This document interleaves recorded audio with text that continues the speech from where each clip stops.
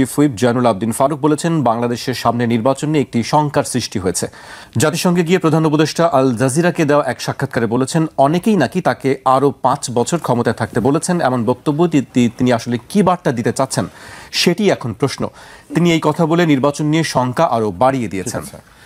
এই পুরো বক্তব্যটাই আসলে আলোচনার বিষয় হয়েছে এবং যে ঘটনাটা ঘটেছে সেটা হচ্ছে জাতিসংঘে উনি একটি বক্তৃতা দিয়েছেন, তার চেয়ে বেশি গুরুত্বপূর্ণ হয়ে উঠেছে মেহেদী হাসানের কাছে দেওয়া একটা সাক্ষাৎকার। এবং আমার কাছে মনে হয় যে এই সাক্ষাৎকারটা উনি অ্যাভয়েড করলে পারতেন, কেননা তার মূল বক্তব্য যে কাজে তিনি গিয়েছেন, এই জাতিসংঘ সাধারণ পরিষদে যে বক্তৃতা, এটাই আলোচনার বিষয় হওয়া উচিত ছিল। এখন দেখেন আসল কাজ হারিয়ে গিয়েছে, আর ওই মেহেদী হাসানের উপর্যুপরি প্রশ্ন এবং রিপিটেড প্রশ্নের জবাবে তিনি যা বলেছেন সেটা এখন আলোচনার বিষয়বস্তুতে পরিণত হয়েছে। প্রধানমন্ত্রীর প্রেস যারা দেখেন বা প্রধান উপদেষ্টার প্রেস যারা দেখেন, তাদেরকে কিন্তু এই বিষয়টা বুঝতে হবে যে কোন বিষয়কে তারা আলোচনায় রাখতে চান, কোনটাকে রাখতে চান না। এইটাই তাদের দায়িত্ব, এটা একটা বড় দায়িত্ব। এবং আপনি আমার কথার সাথে একমত না হলে আমি বলতে চাই যে এই জায়গাতে এই সরকার যে দুর্বল, সেটা আমরা আগেও বলেছি, আবারও বলছি। 5 জন তার সাথে গিয়েছিলেন, 5 জন মিলে এই কাজটা করেছেন। মেহেদী হাসানের কাছে তাকে যেতে দিয়েছেন। আমি যদি ওখানে থাকতাম আমি যেতে দিতাম না, আমি বলতাম যে আরো 15 দিন, আরো 1 মাস পরে। কিন্তু আমি লক্ষ্য করেছি যে এইসব সাক্ষাৎকারে তাদের অনেক উৎসাহ। বিদেশে গেলে উনি সাক্ষাৎকার দেন, বাংলাদেশে আপনি তাকে অ্যাপ্রোচ করেন, বাংলাদেশে বড় বড় লোকজন অ্যাপ্রোচ করেন, বাংলাদেশের মাধ্যমে খুবই কম। নুরুল কবির সাহেবদের মতো কেউ হলে পরে উনি দেন ওনার, বা এক গোলাম মুর্তজাকে দিয়েছেন। এবং নিশ্চয়ই আপনি জানেন যে গোলাম মুর্তজা এখন পুরস্কৃত হয়েছেন। এরকম পুরস্কারের একটা ব্যাপার থাকে। নুরুল কবির ভাই পুরস্কারে আগ্রহী নন বলে উনি পান নাই, কিন্তু যদি আগ্রহী হতেন আমার ধারণা তিনিও এখন একটা বড় পদে থাকতেন। নুরুল কবির ভাই আসলে আমাদের কাছে খুবই সম্মানিত। এইবার মূল প্রসঙ্গে আসি।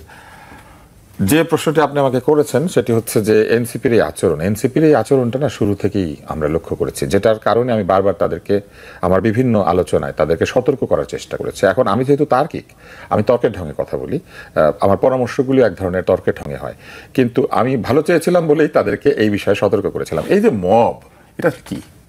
মব হচ্ছে ক্ষোভের প্রকাশ, মব হচ্ছে রাগ, মব হচ্ছে ঘৃণা, মব হচ্ছে এক ধরনের প্রতিশোধকামিতা। এই জায়গা থেকে সরে আসাটা খুব জরুরি ছিল।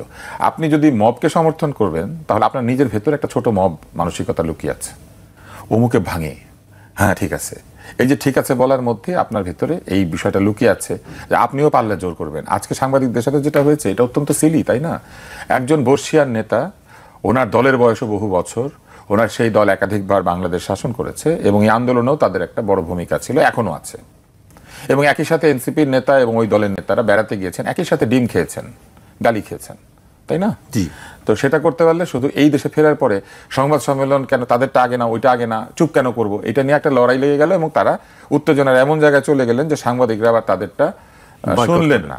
এই যে পরিস্থিতিটা সৃষ্টি হলো, এটা কেন হলো? হলো এই কারণে যে তারা যুক্তির চেয়ে ক্রোধ, যুক্তির চেয়ে প্রতিশোধ, যুক্তির চেয়ে ক্ষমতা প্রদর্শন, এটাকেই বড় করে দেখলেন। এটা হওয়ার বায়োলজিক্যাল রিজন আছে, এটা হওয়ার সাইকোলজিক্যাল রিজন আছে। বায়োলজিক্যাল রিজন হচ্ছে 18 থেকে 30-35 বছর বয়স পর্যন্ত মানুষের এমন বেশি মাংসপেশি শক্ত থাকে, হরমোন বেশি থাকে, সে দ্রুত ট্রিগার্ড হয় এবং সে মনে করে হাত থাকতে মুখে কি এত গায়ে জোর আমি কেন শুনবো।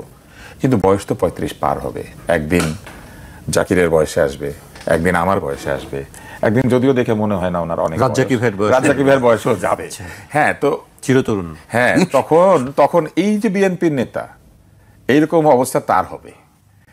এরকম সে সাক্ষাৎকার দিতে নিবে এবং নিচে দেখবে যে তার অর্ধেক বয়সী লোকজন হইচই করতেছে, আমরা আগে, আমাদেরটা না কেন, আয় কি তুই চাস। তো এই জায়গাতে ওনারা কি ভাবছেন ওনারা পৌঁছাবেন না? এইটাই আমি বারবার বলার চেষ্টা করেছি যে সমবয়সীদের দল করতে হয় না, অনেক বয়সীদের দল করতে হয়। গোটা জাতির মধ্যে গড়ে 73 বছর আয়ু, তাহলে 73 বছর বয়সী লোকও আছেন, 3 বছর বয়সী শিশু আছে এই জাতিতে, আছে না? তাহলে দল হতে হবে সবার, সার্বজনীন। সেটা না হয় দলটা কি হয়েছে, প্রথমে বলেছে এটা ছাত্রদের দল, প্রধান উপদেষ্টা শুরুতে বলেছেন ছাত্রদের দল করা উচিত। বিদেশি এক দূতাবাসের রাষ্ট্রদূত প্রাক্তন, সেও বলেছেন তরুণদের দল করা উচিত। বিদেশে গিয়ে আবার সাক্ষাৎকার দিয়ে কথা বলেছেন। এইবার আসেন বিদেশের সাক্ষাৎকারটা নিয়ে 2 লাইন বলি।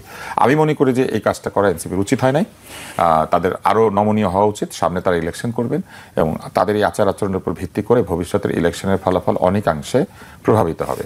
মানুষ এই আচরণগুলি লক্ষ্য করছে এবং তারা যখন বক্তৃতা দেন তারা বলেছেন যে বিএনপি, যে বাইরে বিএনপির লোকেরা চাঁদাবাজি করেছে, মানুষকে অত্যাচার করেছে, এটা করেছে, ওইটা করেছে, সেজন্যই নাকি ছাত্রদল হেরে গেছে। তাহলে বাকছাস যে হেরে গেল, সেটারও নিশ্চয়ই কারণ আছে। এই কারণগুলি বিবেচনায় নিতে হবে। শুধু তাসনিম যারা ভালো ইংরেজি জানে, শুধু নাহিদ কম কথা বলে, কিংবা আসিফ মাহমুদ সজীব ভুঁইয়া খুবই ক্ষমতাবান, এইটা দিয়ে দল হবে না। দলকে দলের মতো আচরণ করতে হবে, দলকে সবার কাছে পৌঁছাতে হবে, দলকে আমার ভোটও নিতে হবে, রাজ্জাকি সাহেবের ভোটও নিতে হবে, তাইলে 3 জনের ভোটে দল জিতবে। এই জায়গাতে যদি তারা যেতে না পারেন, তাহলে আমি মনে করি সামনের নির্বাচনে তারা সুষ্ঠু এবং গণতান্ত্রিক নির্বাচন হলে তাদের প্রত্যাশিত ফলাফল তারা নাও পেতে পারেন। এবং এই যে লোকজনের উপরে জোর খাটিয়ে বন্ধ করা, চালু করা, এর পেছনে দাঁড়ানো, উনি কথা বলবেন না, অমুকে দোসর, তমুকে ট্যাগিং, এগুলা থেকে তাদের বের হইতে হবে। ট্যাগ এমন এক জিনিস 2 দিন পরে তাদের গায়ে লাগতে শুরু করবে। ট্যাগিংয়ের রাজনীতি বন্ধ করতে হবে।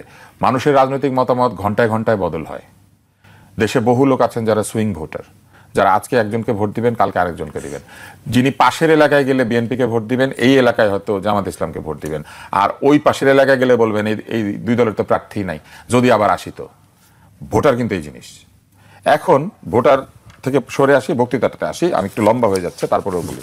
প্রধান উপদেষ্টা মেহেদী হাসানকে বক্তৃতা দিলেন, আপনি নিশ্চয়ই মনে বা সাক্ষাৎকার দিলেন, আপনার নিশ্চয়ই মনে হচ্ছে গহর রিজভি এরকম গিয়েছিলেন। এরকম বহু লোক যায় এবং মেহেদী হাসানের উপর্যুপরি প্রশ্নের তোড়ে 2টা কাজ হয়। এক হলো অনেকে অত্যন্ত ভদ্র বলে উত্তর দিতে পারেন না, আবার অনেকে কৌশলী হয়ে যান, অনেকে আবার প্রশ্নের তোড়ে এমন কথা বলে ফেলেন যেটা আসলে তিনি বলতে চান নাই। এরকম একটি জায়গাতে সাক্ষাৎকার দেওয়ার বিষয়ে আমি শুরুতেই বলেছি সাবধান হওয়া উচিত ছিল। এবং উনি যেটা বলেছেন, এইটা আমি মনে করি যে তার যে অন্তর্বর্তীকালীন সরকারের যে কনসেপ্ট, সেইটা নিয়ে এক ধরনের প্রশ্ন তোলার অবকাশ তৈরি করেছে।